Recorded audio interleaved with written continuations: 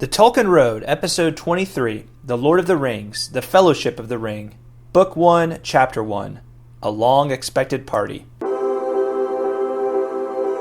right, go ahead. The Tolkien Road, the Tolkien Road, the Tolkien Road, the Tolkien Road, the Tolkien Road, the Tolkien Road, the Tolkien Road, the Tolkien Road, the Tolkien Road, the Tolkien Road, the Tolkien Road of Tolkien, the Road of Tolkien, the Road of Tolkien, the Road of Tolkien, Hi everyone, John Carswell here. Welcome to the Tolkien Road, where we explore Middle-earth and the incredible works and ideas of J.R.R. Tolkien. On this episode, we finally launch into Chapter 1 of The Fellowship of the Ring, A Long Expected Party.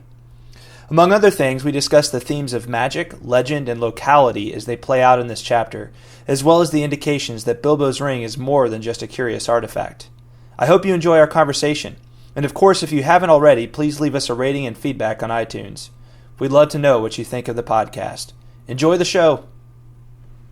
All right, everyone. Hello, and welcome to another episode of The Tolkien Road. I am John Carswell, your co-host, along with Greta Carswell. Greta, how are you? I'm super duper. How are you, John? I'm doing pretty swell. Awesome. Yeah. I love that word, swell. It's not used nearly enough.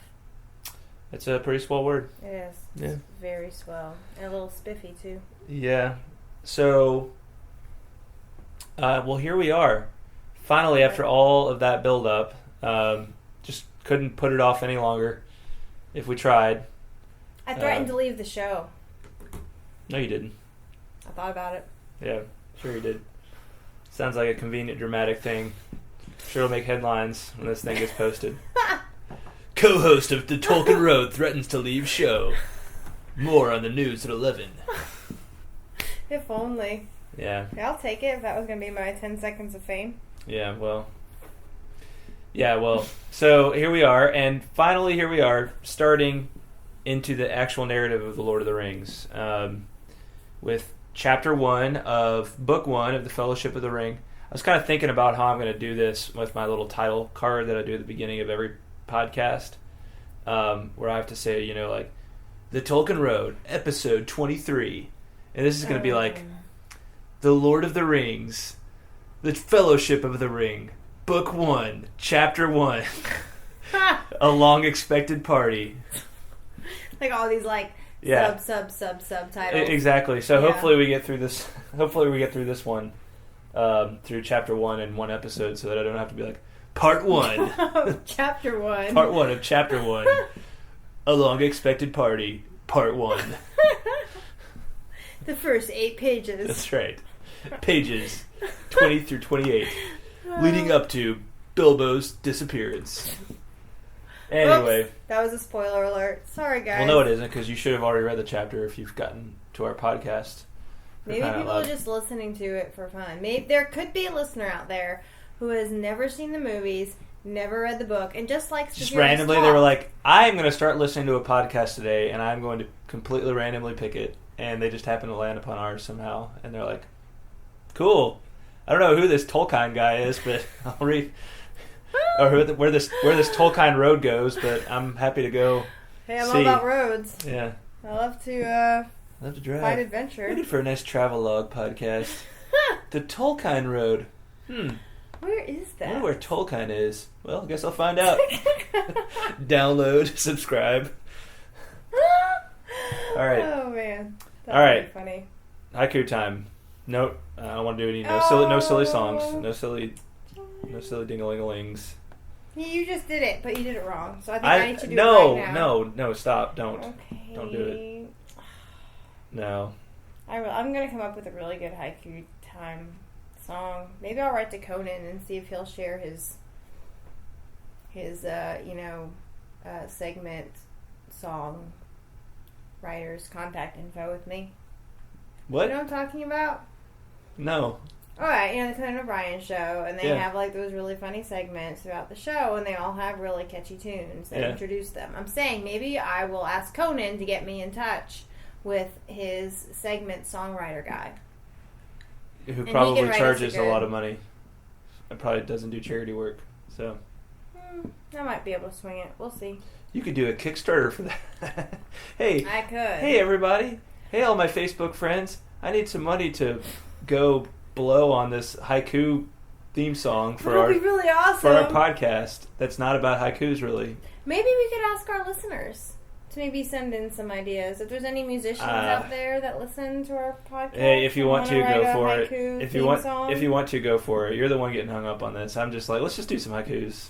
I know, but I really feel like it would add something. Look, if special. someone wants to send us something that they think is awesome, then we'll consider it. But go for it. But let's just do some haikus. All right. Fine. I'm honestly, I'm not really that proud of my haikus tonight. I think they're kind of, I don't know. I just wasn't. I don't know. I mean, I enjoyed the chapter. I just don't. I wasn't feeling the inspiration on the haikus tonight. Sometimes you're just you have on and off days with haikus. It's a biorhythm thing. Yeah. Have you noticed that, right? No. You have noticed that? How at some points, I learned about this. You never learned about this in biology or whatever? Well, I know about the concept of biorhythms. Biorhythm. And I don't forget what it's based on, but it's basically some days you're better at talking, and some days you're better at math, and some days you're better at writing, and some days you're better at nothing. Yeah. So. Anyway. Yeah. That sounds like some pretty good science there. Yeah, it was a while ago. Pretty good science it's investigation. It's really interesting though. You can actually plot it out if you really want to. Good. Yeah. Anyway, well, I have 3, so maybe I should just go first. Yeah, go first. You only have 2. All right. So here's my first one. 11 years is Bilbo now. What a bash he throws. That was a nice haiku, Greta. Did you like my robot voice? Your purred happily voice? Is that what that was? That's kind of. I actually don't even know why I started doing that. Yeah. I think I got confused with my syllables. Sibyls. My syllables. Sibyls. Yes.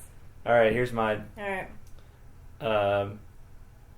On his birthday, though seeming young, Bilbo felt old, burdened and attached. Can you do that one again? On his birthday, though seeming young, Bilbo felt old, burdened and attached. That's pretty good. Your haikus are always much deeper than mine. I'm just events, and you're you just go that extra, if we're talking about layers. I'm deep.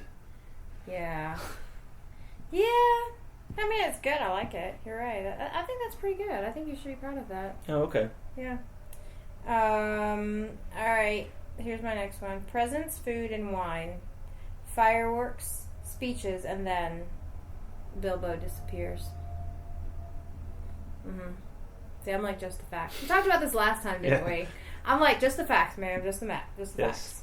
And you're all get all in the. The purpose of haiku is to sort of enter into the mystery of a moment, or of a thing, kind of take 2 different parts of something and go a little, kind of synthesize it into what's going on there, right? I'll keep that's that weird. In mind for next time. Those came together, Anyway, all right. Next for me. What does Gandalf know? He seems to sense problems that Bilbo won't let go. That one rhymed. That does rhyme. Nice. I like poems that rhyme. Yeah. And by the way, if I'm pronouncing Gandalf's name wrong, because I have a feeling it's you should say it like Gandalf. I don't care. Gandalf. I'm just not a total I want to get the pronoun. I don't want to call Ainulindale. I don't want to call Ainulindale Aini Lindale or something like that, obviously. But I know it's supposed to be Ainulindale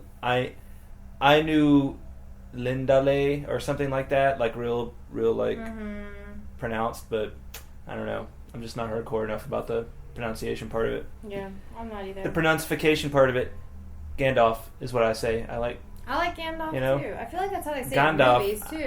I think though the A should be a little more Gandalf, the first A. But I don't know. Maybe I'm wrong. Maybe I'm saying it right. Anyway, Gandalf. last haiku. Alright. The rain cannot go. With Frodo it must stay. Why? Because Gandalf says so. Yep. Because I said so. Mm-hmm. Yeah. I wrote like 3 of these in like a minute, so... Yeah. You can probably tell by the quality of them. Alright, well, there's your haikus. There thy baby. Hope you're happy. Alright, here we go. So, chapter 1, a long expected party. Long expected party. Nothing better than a long expected party. Anticipation is half the fun, isn't it? Yeah, well, do you know what the first chapter in The Hobbit is called? A long expected journey. No. I don't know. An unexpected party. Oh, that's right, because all the dwarves show I up. think that's right. Wait, did I get that wrong? Oh, yikes. What have you got? No, it's wrong? something like that. But I'm thinking real quick it might be an unexpected journey. But I think that's the name of the movie. Hold on. Name. I gotta Google this. All right, name of the first chapter. I was gonna ask you if I could Google it. I was all like busting out the knowledge. Then I got real unsure. Yeah. Name of the first chapter of The Hobbit. All right. And now my internet's not gonna work. It's called An Unexpected Party. Is it? Mm-hmm. Did you get it? Yep, I got it. All right. Like I said, an unexpected party.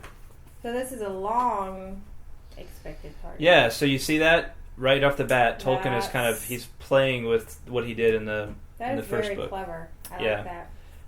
And to me, that's what this first chapter. It's almost like he's going back and he's saying, okay, let's go back to the beginning of The Hobbit and kind of how I frame things there. Mm-hmm. You know, with here's this Hobbit, this figure that doesn't like to. He's kind of a homebody. He doesn't like to go off on big journeys. He likes things to be normal, right. And he's sort of going back to that convention, starting out in a very familiar setting. All that.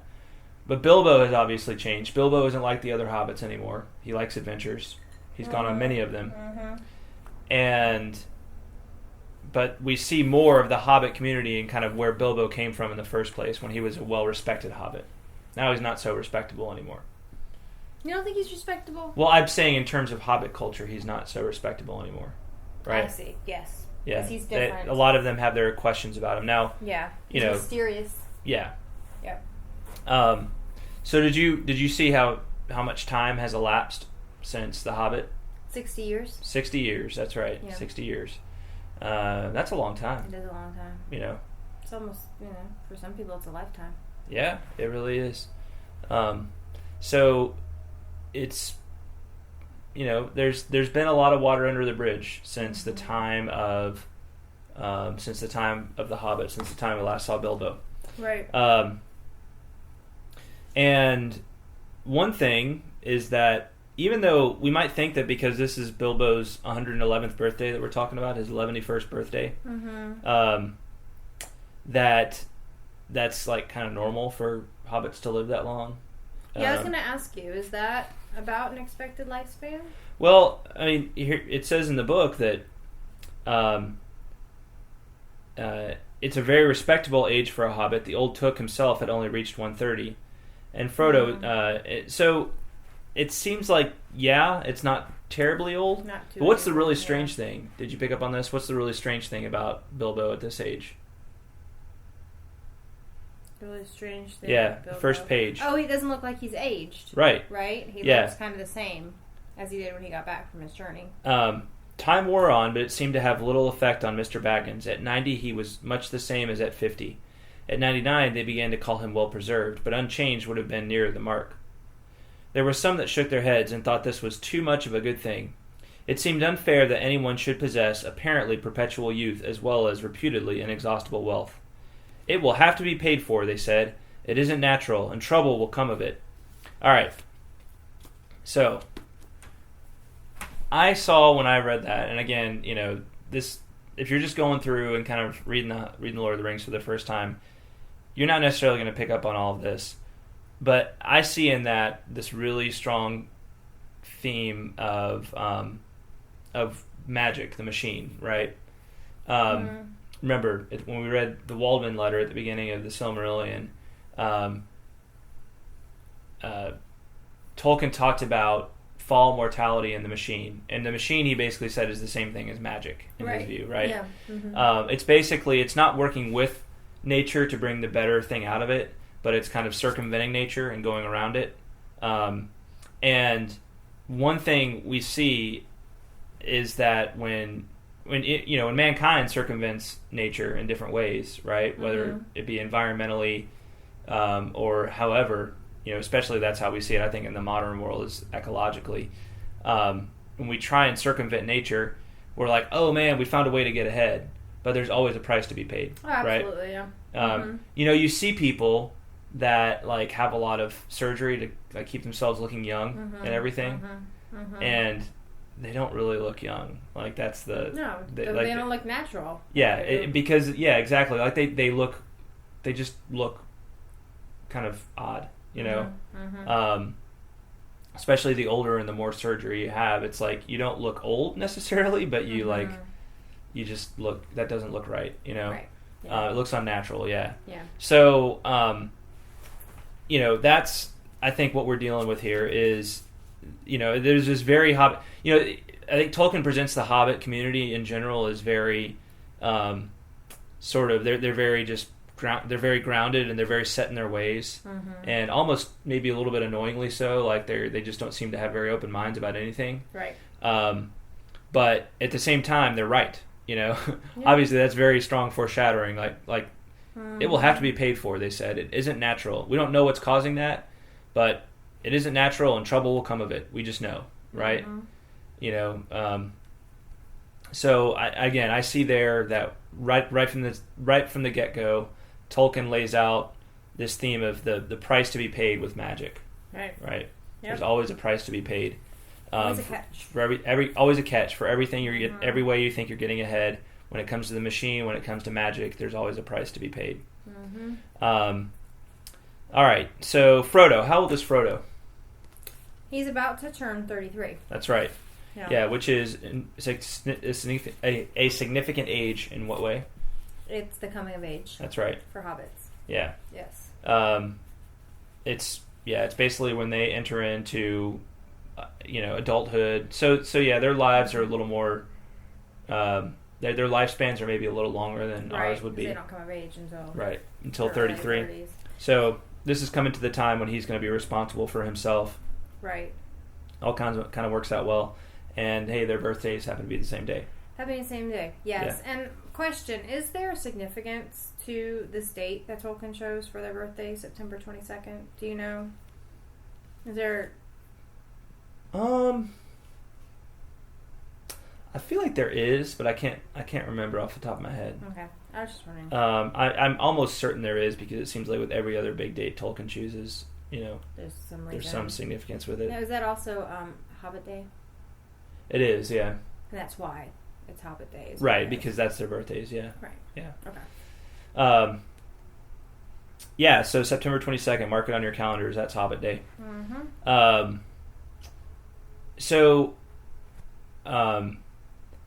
We kind of get this, introduction to where Bilbo is at and who Frodo is, and then we learn that we get this scene that I'll call the bar scene that centers around who? The Gamgees.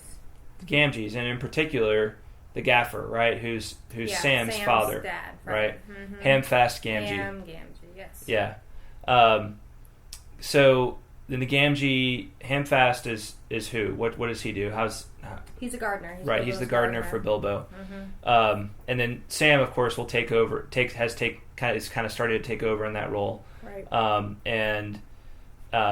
But they have a good relationship with the Bagginses, right? Yeah. Like they are the ones who will kind of defend him, because, hey, Bilbo, at the end of the day, there's almost you don't get this as much in the movie, but in the book you really start to get a stronger sense of this, that there's almost like kind of a class separation between Bilbo, like the Baggins, and the Gamgees, right? Like that the Gamgees are more like working class, right. Farmhands, and then Bilbo is more of more on the aristocratic side. Right. Yeah. And that we'll see that more like played out a little bit later on. Okay.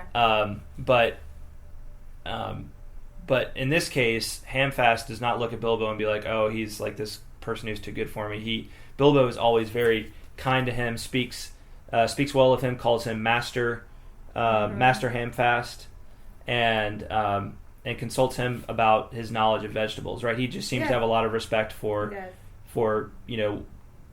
him, right? Mm-hmm. As like you're a guy who's good at what you do, right? That's good enough for me. Like I'm just because I may have a little more money than you and come from a family with a better reputation or better known or whatever, that doesn't make any difference. So so that means a lot to the Gamgees. But what was your impression of this? So I mean, this conversation here is kind of the first big scene in the book, right? Like. And it doesn't really involve Bilbo. I mean, it talks a lot about Bilbo and Frodo's backgrounds. Mm-hmm. Mm-hmm. But what was your impression of this? It definitely you get you definitely get a sense of kind of the mystery that surrounds Bilbo, and how he was gone for a while and then he came back and nobody really knows where he was, and then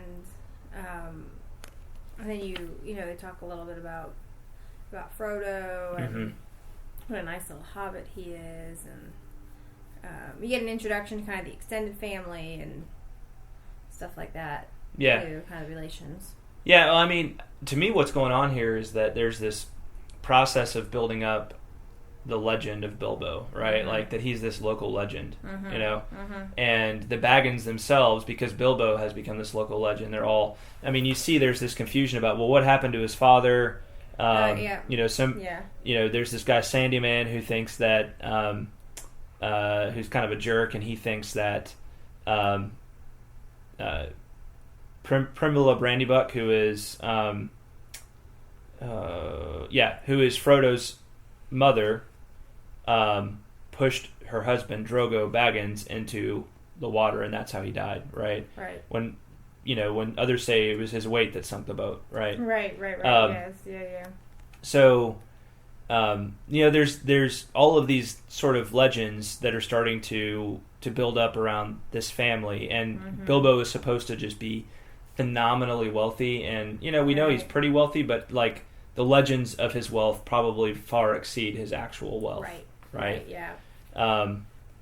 So I just get the sense that Tolkien is very much sort of trying to portray the process of legend building going on in a very localized scene, to say that this can happen.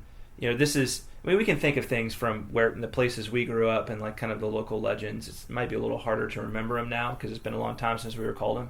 But I know, we had our local legends, even just around like the schoolyard. You had your legends about what happened. Oh man, this kid who's 3 grades ahead of us or whatever. This is what he did 3 years ago or whatever. You always get those little legends, and there's some kernel of truth to them, but there's a whole bunch of other things that are built up around them. Too, though. Yeah. But we get this kind of fierce sense that Bilbo is a divisive figure in the community, that most people have grown very sort of skeptical of him because of his love of adventuring and the fact that he'll just disappear for a while, and he seems to have lots of money, and he doesn't appear to be aging, even though he is getting older. Right. There's just all these reasons to be suspicious of him as an individual. And there's only a few people who seem willing to stand and be like, Bilbo's an okay guy. He's a good guy.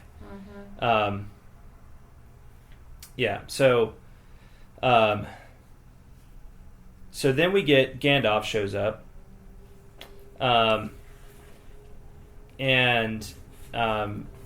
He just sort of arrives quiet. The kids get real excited because they know that when Gandalf comes, it means fireworks, and he's another legendary figure, another divisive figure.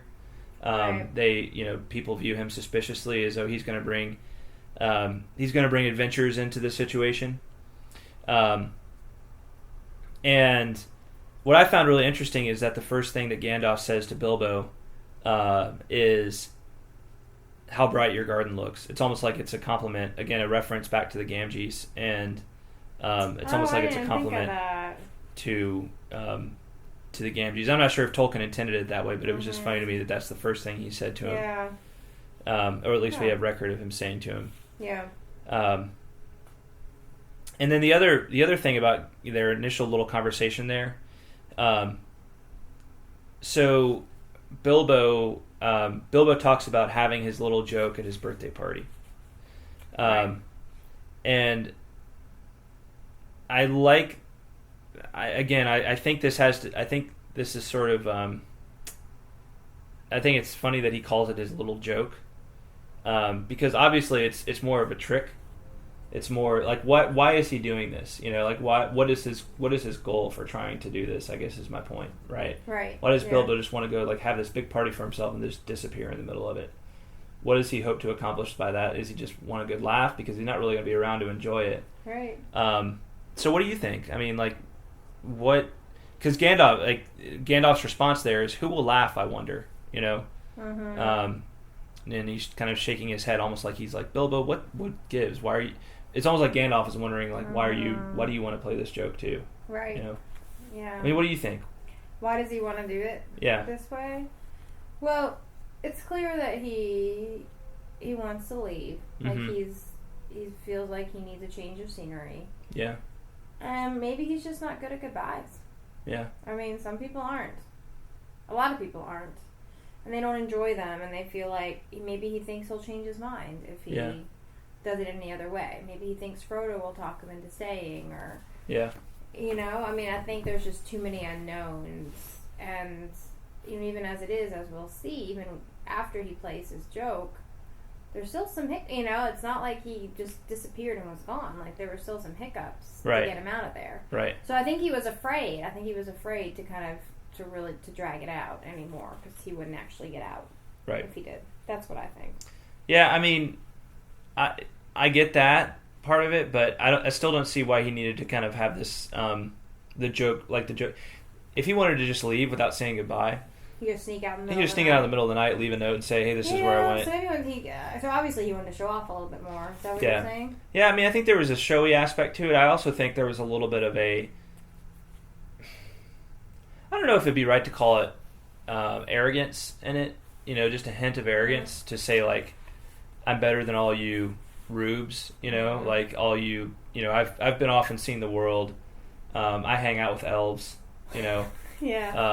You people just don't know anything about the wide world out there, and I'm almost too good for you. Like, here's my joke. Now, that sounds a little too harsh for Bilbo. I really don't. I think he still loves the Hobbit community and will miss it to a certain degree, but at the same time, he's got to know that people talk about him, and that's true.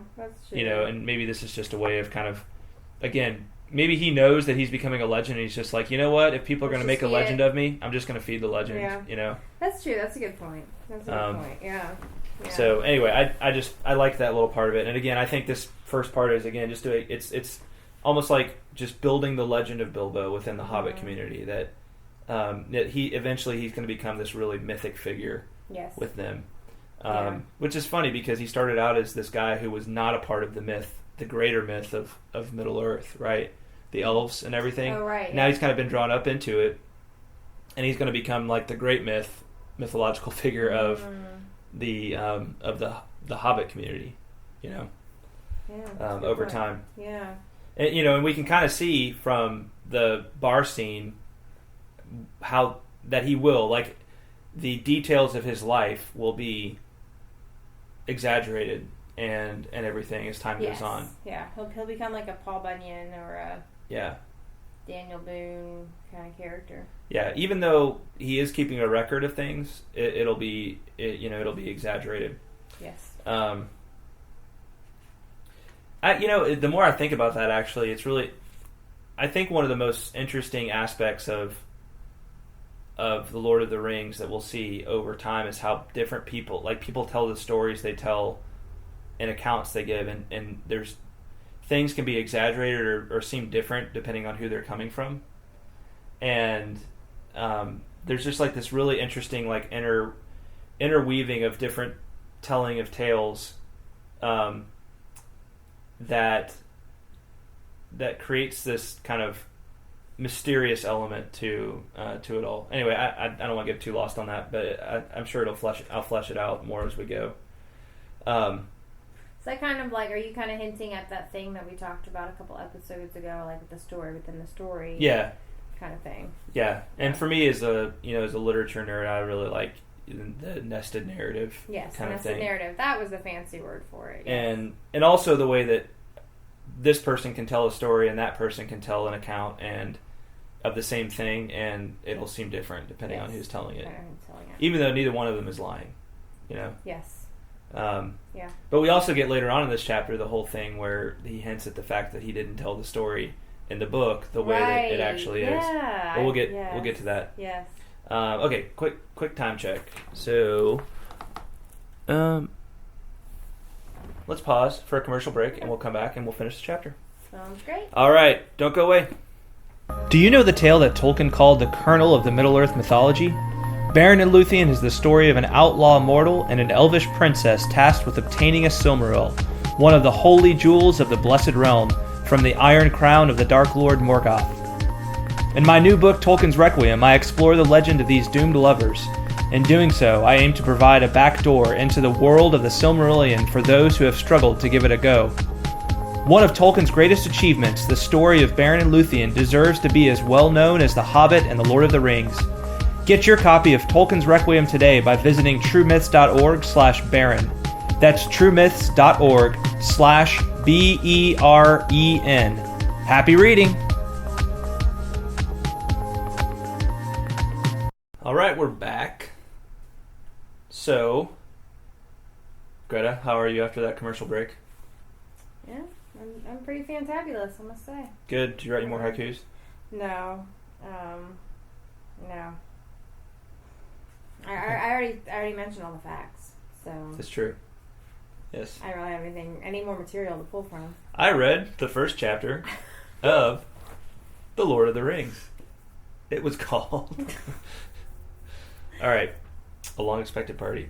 So, we left off, and the party is about to start. So, you know what I thought was kind of cool? What do you think was kind of cool, John? I thought it was a nice little touch that they had this big tree and that they put it inside the tent. Yeah, I thought that was really neat. Yeah, I thought that was a very Hobbit move and a way for Tolkien to show their connectedness to the earth. Yeah. That here's this big giant tree, and even though they set up all these tents to shelter them from the elements, they put the tree inside of the tent. So yeah, that sounded really pretty. Yeah, I thought that was neato. Yeah. So another interesting detail, and this is one that I think will come to greater significance in Chapter 2. I have a little theory about this. But hobbits, what do they, on their birthdays, they don't receive presents, but they give them. Right. Right? And so you think about it, on your birthday, that's a lot of presents that you got to give, but you kind of figure there's probably a lot of I received these 10 presents over the course of the year, now I'm going to give them as presents myself. Yes. Going on. Kind of the regifting. Yeah, regifting. Yes. Yeah, regifting process going on. But just kind of make a mental note of that, and I think that'll be significant again in the next chapter. What, giving gifts on your birthday or regifting? Giving gifts. Gotcha. Giving gifts on your birthday. Receiving. Okay. Right.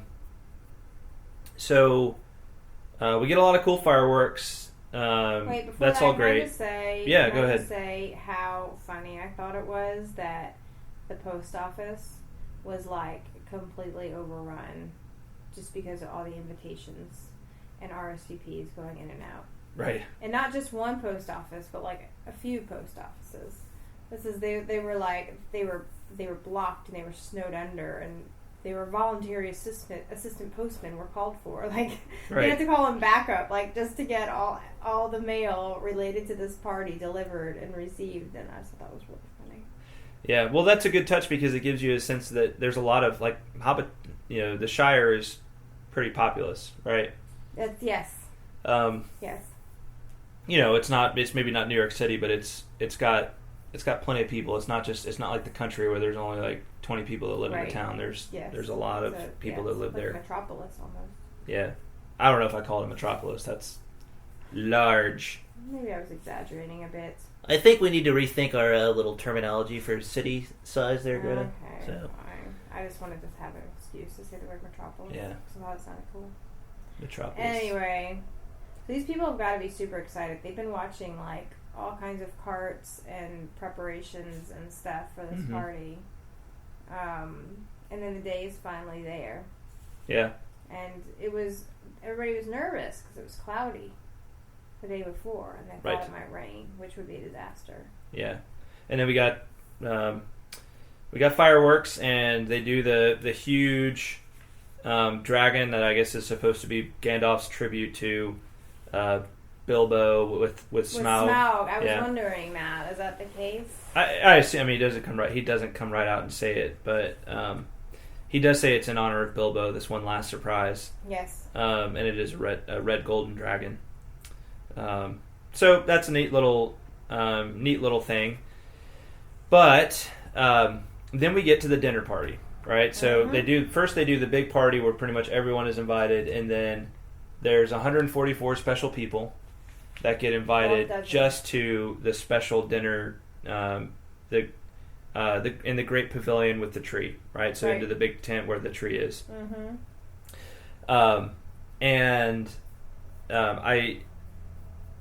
love the listing. I love all the different names. Let me just real quick make note of that, of all the different people that are there.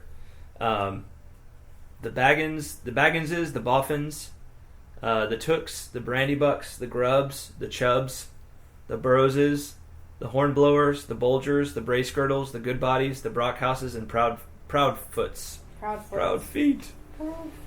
I just love all those little names. Yeah.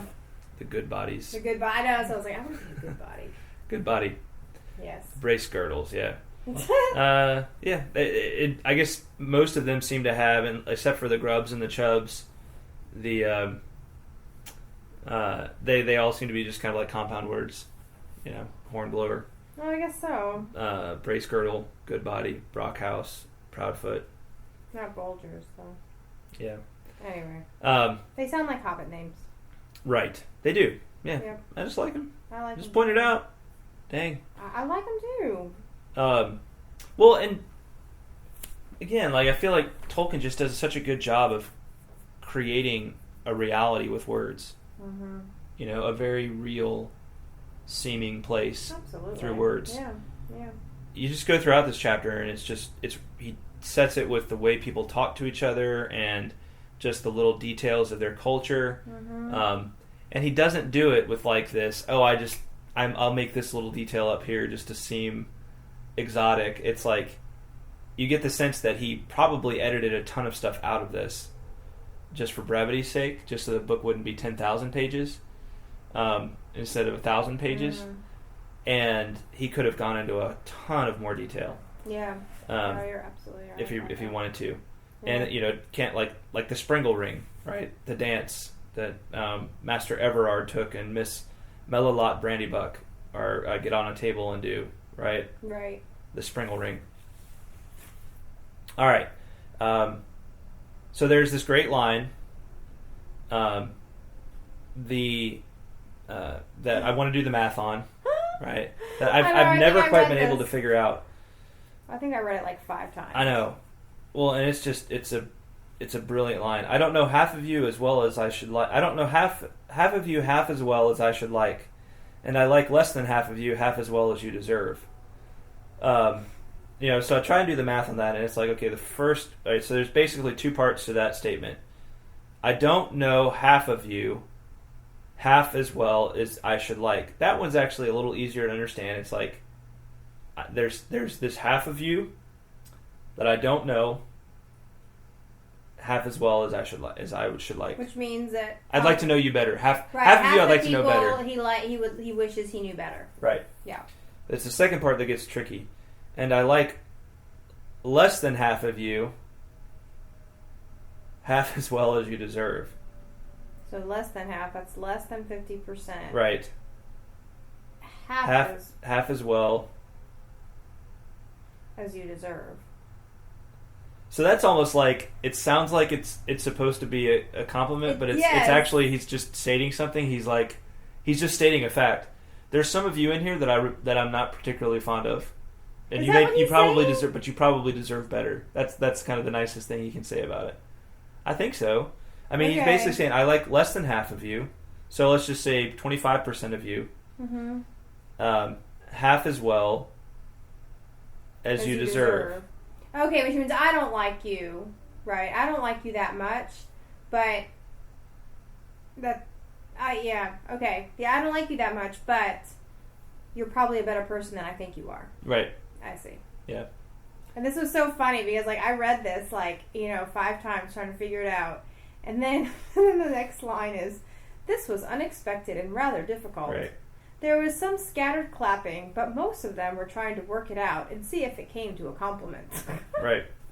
Oh, I thought that was so funny. I was like, yeah, that's what I was trying to do. Right. Yeah. So I think I got that line right, but it's just a funny one because if you try and think about it on the spot, you really have to do the math. It's almost like an algebra problem where you have to if A you have to set B variables out C. in order to solve for it. Right. Yes. So it's a fun little, Bilbo, of course, has a penchant for riddles, and this is his own little riddle that he gives them to just ponder over. That's right. Yeah. By the way, and I want to point this out, so there are, we talked about a little bit about the parallels in this first chapter with the Hobbit. Bilbo, again, he's got this party that's coming, and that's going to lead to him setting out on a journey into the east. And of course, it's a party that leads to the journey, right? Now, in the case of the Hobbit, it was the dwarves showing up, but in this case, it's his own choice to go on this journey, right? Yes. So I want to make note of that for continuing to look, because I think Tolkien again is really masterful in doing this, where he uses the convention that's already beloved, and he's going to play with that, right? He's not trying to do some like grand new thing when he's starting out. He's starting out the story by using a convention that's very familiar to his people who have read The Hobbit. Okay.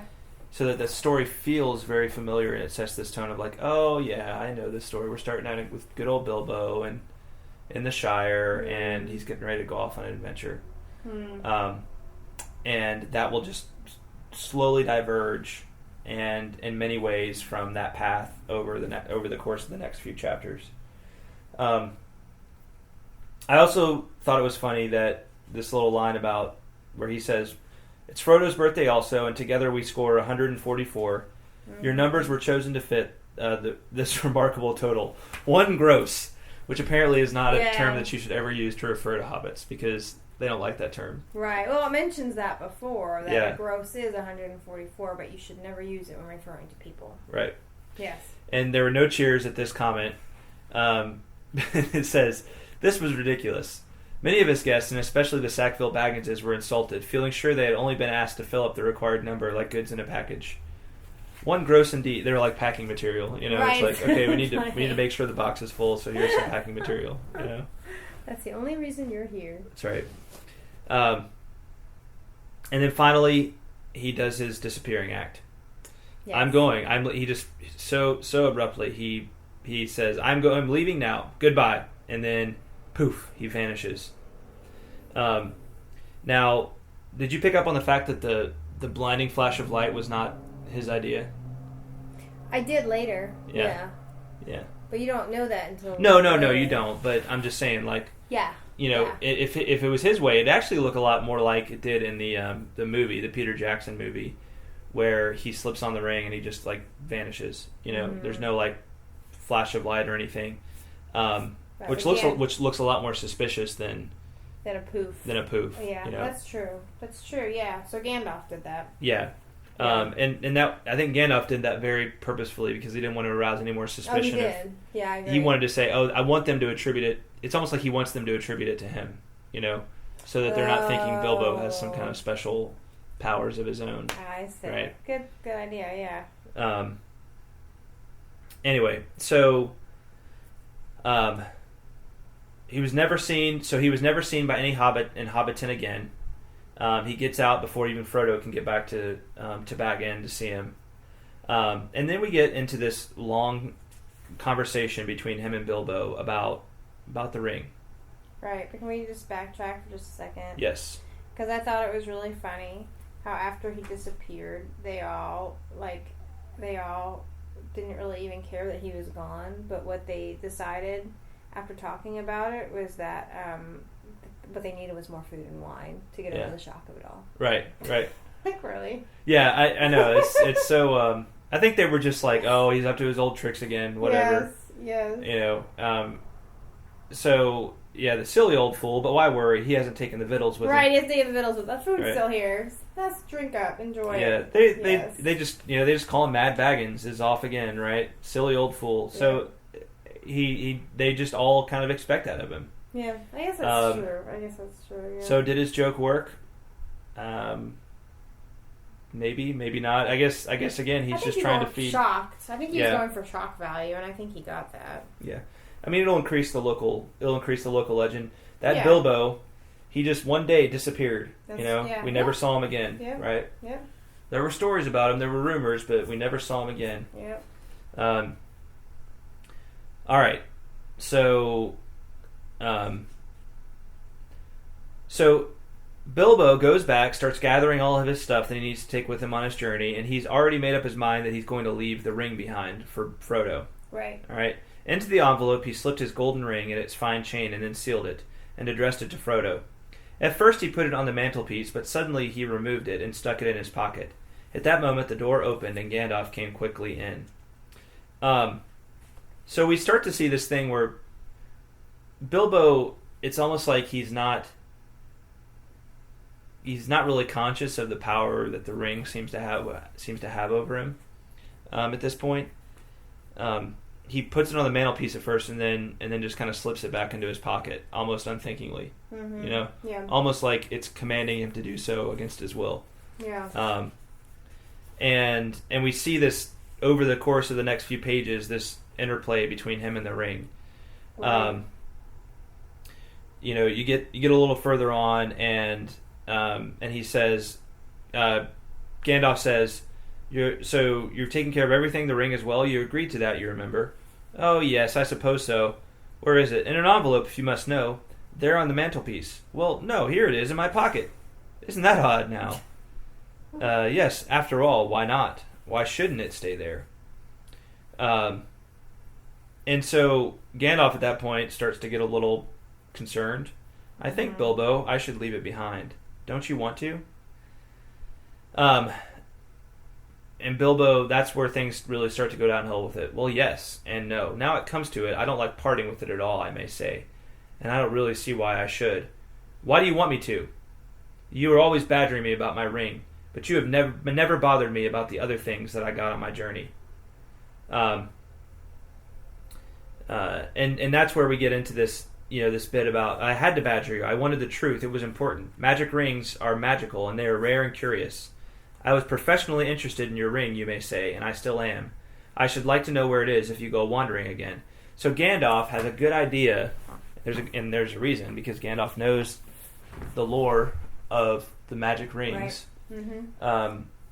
The fact that, and we'll learn more about that lore later on in the story, but he knows that there's a lore, that this isn't just like some elvish artifact that Bilbo happened to stumble upon. And it's just a useful little tool. Right. That these rings have there's these rings out there that have these very special powers to them. And we'll learn more about Gandalf and why he's here, and we'll find out that, hey, by the way, he's kind of here because of the ring, right? And he doesn't know that this is that ring yet. But he's here because of a ring, and so so he's getting a little concerned about Bilbo's behavior and the fact that he lied about how he got it in the first place. Mm-hmm.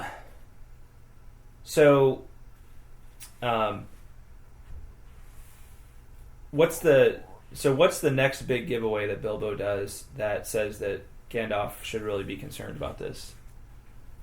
He starts to call it his precious. That's right. Right. And of course, who called it their precious? Gollum, right.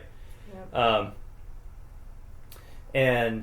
But it's not just what he's saying though, it's the way he's acting and the way he looks, right? It even says that he's like, an angry light came into his eyes and his face kind of contorted, and like it seems to be having an effect on really every part of him, mm-hmm. On his physical appearance and on his mental capacity, right? And his emotional state and all that. So, yeah, and things kind of get a little ugly. Yeah. Yeah. Oh yeah, they do. And right here where Bilbo says, "Well, if you want my ring yourself, say so," cried Bilbo, "but you won't get it. I won't give my precious away, I tell you." His hand strayed to the hilt of his small sword. And at that point, Gandalf gets a little testy. Yeah. "It will be my turn to get angry soon," he said. "If you say that again, I shall. Then you will see Gandalf the Grey uncloaked." He took a step towards the hobbit, and he seemed to grow tall and menacing. His shadow filled the little room. So do you remember what Gandalf is? Oh, did we learn about this in the Silmarillion? Yeah. Valaquenta all the way back towards the beginning. He's a Valar. He's not a Valar. Oh, he's a Maiar. He's a Maiar, right? That's right. Yes. He's one of the lesser of the Ainu, right? That's right. And or of the Ainur, and but even so, he's still a great being, right? Mm-hmm. He's still a much greater being, even than really the elves, right? Yeah. He's still a very great being. Yes. Even though he's kind of disguised as this sort of haggard old wizard, mm-hmm. A conjurer of tricks, he's a really great being, and so he gives Bilbo a little taste of that right here, just in order to kind of talk Bilbo back down, right? To get him back in line, right? Yeah. And what Gandalf says is he wants him to be free, right? Yeah. Let it go, and then you can go yourself and be free, right? So his goal here is not to rob Bilbo of the ring, and it's certainly not to take it for himself, right? No, absolutely not. No. So, in fact, later on, a few more times, Bilbo kind of has a problem making sure he leaves the ring. Yes. And yes. And then Bilbo says, "You had better take it and deliver it for me. That will be safest." And Gandalf says, "No, don't give the ring to me. Put it on the mantelpiece. It will be safe enough there till Frodo comes. I shall wait for him." So Gandalf doesn't even want to touch the ring. He's afraid to even touch the ring because of the power it contains. Right. Now, the ring is of Sauron, right? The ring forged by Sauron. Sauron is also a Maiar, remember? Right. Sauron is also a Maiar. Yep. So we know that Gandalf is... It would seem logical then that Gandalf is capable of being greatly tempted by this ring, right? Himself. And so he has to make a very conscious effort. No, I'm not even going to touch the thing. Yes. Right? Because of what that could lead to. Yes. And if you go back up a little bit from there, we get this, I think, analogy just to evil and to magic and the machine and to sin. Bilbo says, "I am sorry, but I felt so queer, and yet it would be a relief in a way not to be bothered with it anymore. It has been so growing on my mind lately. Sometimes I felt it was like an eye looking at me, and I am always wanting to put it on and disappear, don't you know?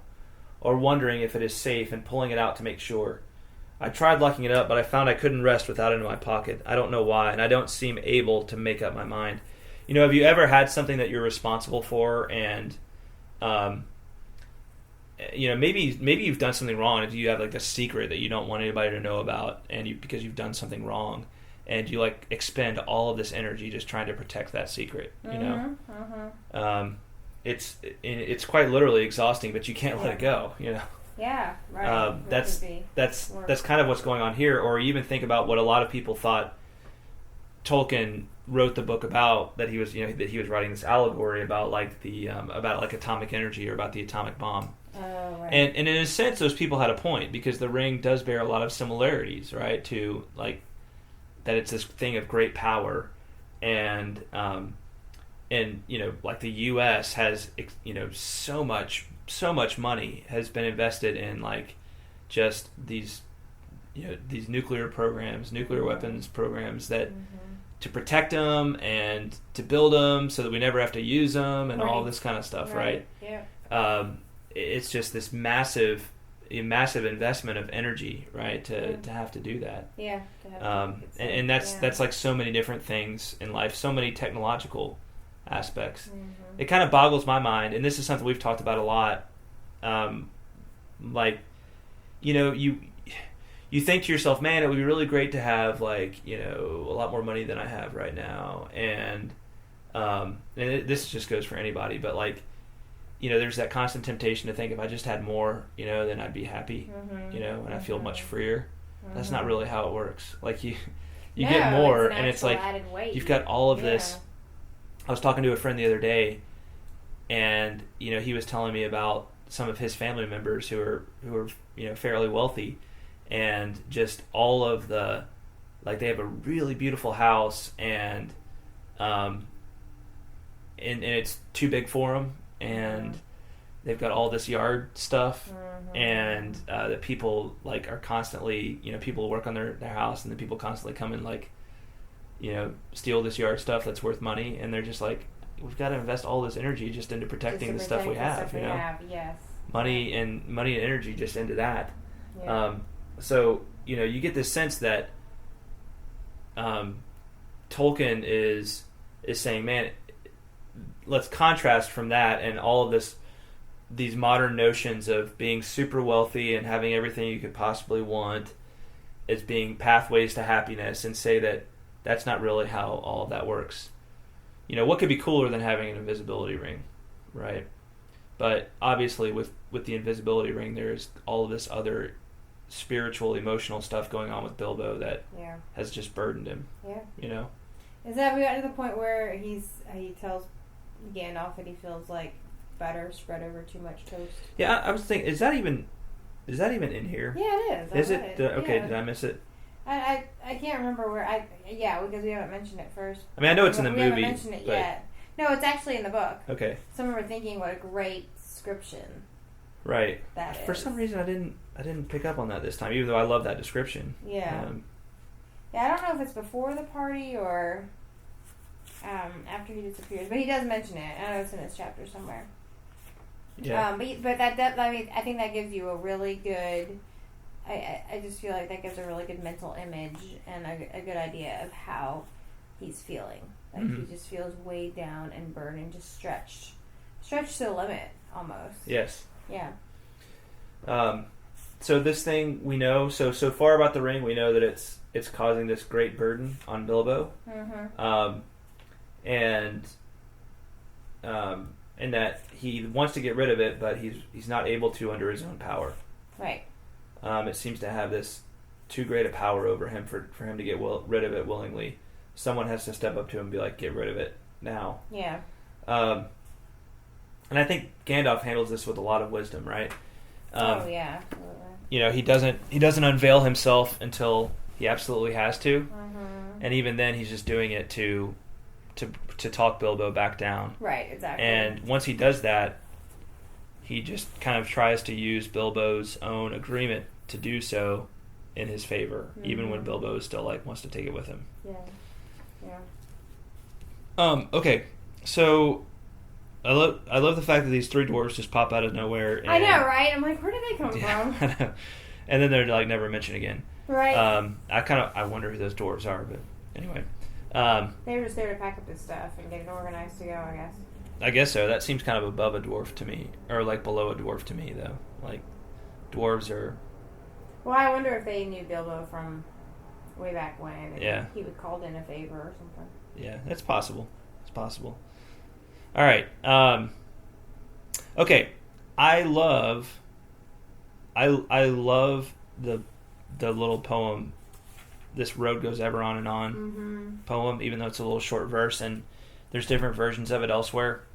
But I don't know. I just love this. The road goes ever on and on, down from the door where it began.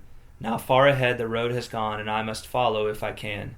pursuing it with eager feet until it joins some larger way, where many paths and errands meet, and whither then I cannot say.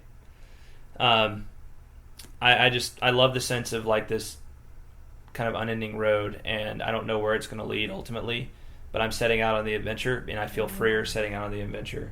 It just feels so free and wide open. Yep. With fraught with just possibility. Yeah.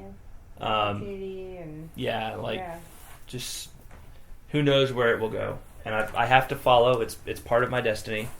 I must follow if I can, pursuing it with eager feet until it joins some larger way. And I think that's a signal for where the story is going, right? That this is all going to join some larger way, some much larger thing as we go. Yeah. So I'll also say this. I think we see a little bit of the theme of escape going on here. And we talked about that. When we talked about on fairy stories. Fairy stories, yeah. Escape from imprisonment. So Bilbo, in a way, was imprisoned by the ring for a long time. Mm-hmm. And here he says, don't you worry about me. I'm as happy now as I've ever been, and that is saying a great deal. But the time has come. I am being swept off my feet at last. And he's singing this song. He's singing this song that he last sang when he was on an adventure, and he just sounds free and happy to be free. Yes. One other thing I'll note too is that there was a couple of pages back. There was an instance of the whole consolation idea. Remember the consolation of the happy ending? Yeah. From On Fairy Stories. Bilbo wants his story. He thought of a nice ending for his story, and he lived happily ever after to the end of his days. Oh yeah. Right. That was the book that he was writing. Yeah. Right. Yeah. Yeah, and I just think that's funny because as we're going to see, the Lord of the Rings doesn't really end in that way. Like, it's not exactly a sad ending, but it's not exactly a happy ending either. At least not in that kind of neat way that. Not in a fairy tale way. That Bilbo explains it right there. And he lived happily ever after till the end of his days. Mm-hmm. This is not really a happily ever after book. Yeah. At least not in that very like condensed like childish fairy tale kind of way, like you were saying. Right. Like there's a much grander sense maybe for that, but but I like that Tolkien introduces that there. Little hints. That little hint of consolation. To kind of tease us with that and say, is that going to be a part of what I do with this story? Yeah. So, and then Frodo shows up, and Gandalf makes sure to point out the ring on the mantelpiece and says, "Keep it secret and keep it safe."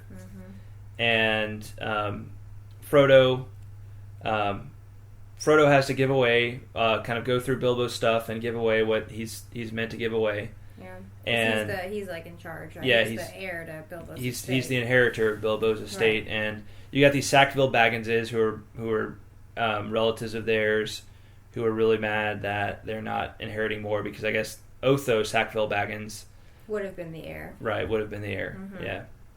I think it's funny that I guess Otho is the relative and then Lobelia is his wife. Right. So I think it's funny that like they're the only they seem to be the only hobbits that have the dual last names. It just makes me think that Lobelia must be like super demanding and like super like. Oh, because like she refused to take his name. Yeah, like because she made him take the double name. And I know some people do that, and that's not necessarily what that means. But I think in this case in Hobbit culture, that's probably indicative. That probably says something about Lobelia and kind of the how maybe what a tyrant or a terror she is. I see. Yeah. Yeah. So.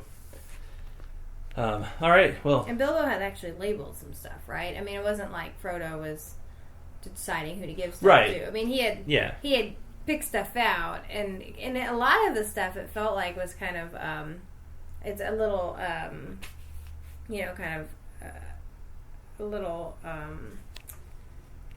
what's the word I'm looking for? Just kind of a hint again at Bilbo's love for riddles, because the things that he leaves these people they have significance, but not significance the way that you expect them to be. Not significant in kind of a normal kind of way, kind of in a, you gotta think about it kind of way. Yeah. And not everybody's happy with what they're left. Oh, definitely not. Yeah. Yeah, a lot of them are quite unhappy with what they're left, actually. Well,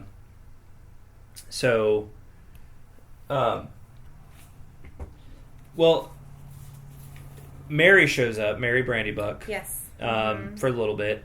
And one thing to note, so when we read the Concerning Hobbits section a couple of episodes ago, one thing we noted was there were basically three different species or groups of hobbits originally, and they were the Harfoots, the Stoors, and the Fallowhides. And Bilbo is apparently, and Frodo are apparently combinations of Harfoots and Fallowhides. Right. Harfoots are the Baggins side, right? They're kind of the shorter, simpler folks, and then the Fallowhides were the taller. They were the Tooks and the Brandybucks. Right. And even though Frodo and Bilbo are Baggins, they both have some Brandybuck and Tookish blood to them. Right. And I think both we're seeing, and we're going to see with Frodo a little bit, that both he and Bilbo are sort of torn between their Harfoot impulses to kind of like be at home and just be homebodies and be respectable in the Hobbit community, and their adventurous Brandybuck and Took sides. I also thought it was funny that going back to the bar scene, the people of Buckland, the Brandybucks, are kind of they're not very respected in like Hobbiton and those kinds of places. Yeah, that was surprising because they live near the old forest, and right. And who knows what happens? What happens in the old forest? What happens in the old forest stays in the old forest. Right. Yeah, better stay in the old forest. Better, yes. You're no Baggins. You're a Brandybuck. That's what I think Lobelia insults Frodo with. Oh right, yes. Yeah, after all she receives is some silver spoons. Yes. And she says that and she delivers that as an insult, and Frodo kind of laughs at that and says it was, and Mary says, "Well, that was a compliment." Of course, Mary. And so, of course, not true. Yeah. Right. So, Mary and Frodo are obviously buddies. They can joke with each other like that. All right. Gandalf leaves and says, "I don't know when I'll be back, but make sure you're careful of that ring." I'm not really sure what it gives, but it's kind of important. Yeah, I was surprised. Does Gandalf really not know? Does he really not know what the deal is with the ring? Not at this point. Okay. And we'll learn more about that in the next chapter and where he was at this point. With all he knows is that it's a magic ring because it makes Bilbo invisible, right? And that it's caused some weird things to happen to Bilbo. I see. Okay. So that's leading him to think that it might have, especially with what happened when they were leaving, that it might have some other issues with it. He says he's a student of their lore, and with good reason. Gandalf's not just academically interested in the rings. It's literally part of the mission that he came into the East to see through. Okay. So, yes, more about that in Chapter 2. Okay. And here again we see the reference to which story, I wonder, which story did Bilbo tell you, Frodo? And Frodo is apparently aware of the lie that's in the book. Oh, not what he told the dwarves and put in his book. He told me the true story soon after I came to live here. Okay. Right. And you remember, so that true story is that Gollum didn't just willingly give him the ring and say, like, here, you won the riddle bet, so you get the ring, now I'll show you the way out. That was how he told it in the book and how he told it to the dwarves to make it seem more like he had legitimately received the ring. Right. He wanted to prop up his own ownership of it. Mm-hmm. Even though it's pretty legitimate to say, I stumbled upon it, I didn't even realize what I had, and then this bloodthirsty creature tried to kill me and I ran away and I just happened to have it. I'm not going to go back and give it to him. Right. Yeah. Yeah. But he wanted to make it seem more like it was his. And right. Not, yeah. Not any other way. Yeah. So exactly, he's trying to prop up his ownership of it. Mm-hmm. And so we see also Frodo, kind of debating, hemming and hawing, being like, "Oh, I really would have loved to go with Bilbo, but I still feel tied to the Shire."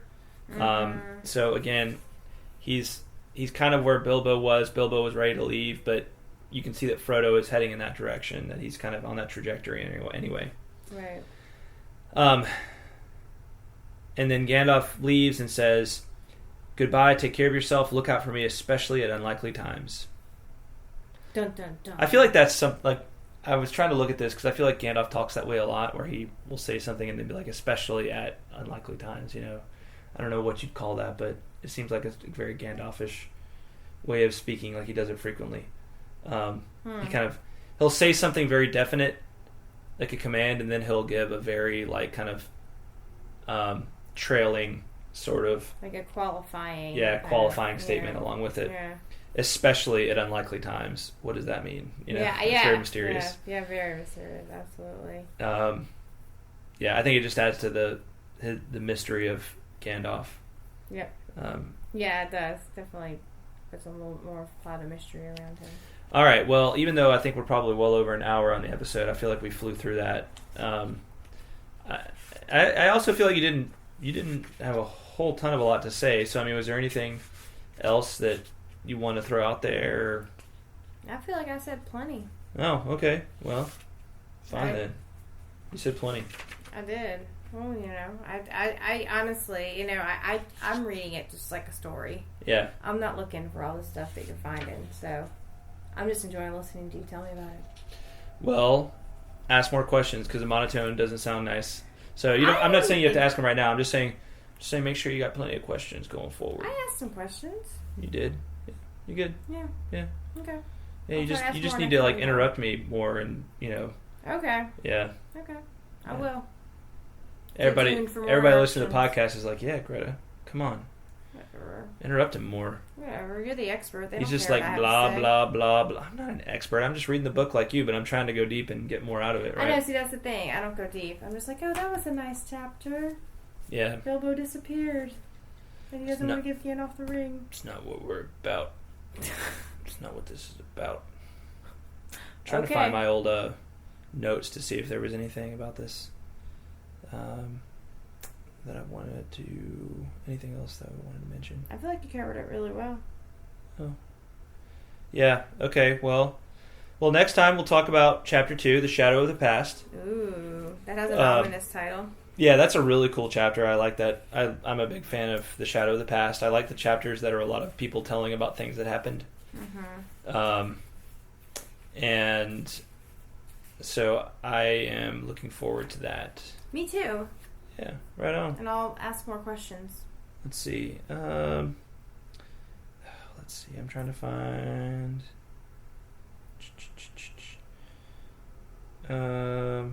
Drawing it out. Don't go anywhere. Drawing it out. Okay. I think you covered it all, babe. All right, fine. Say anything else? Fine. Okay. Next time, Chapter 2, The Shadow of the Past. Don't miss it. Be there or square. Yeah. Yeah. What he said. Right. All right. All right. Bye, y'all. Bye-bye, everybody. Peace out. Please remember to check out truemyths.org for show notes as well as other Tolkien goodness. Also, we hope you're enjoying this podcast as much as we enjoy making it. Please leave us a rating and feedback on iTunes. On the next episode, we continue our discussion of The Lord of the Rings with Chapter 2 of Fellowship, The Shadow of the Past. Please tune in, and thanks for listening.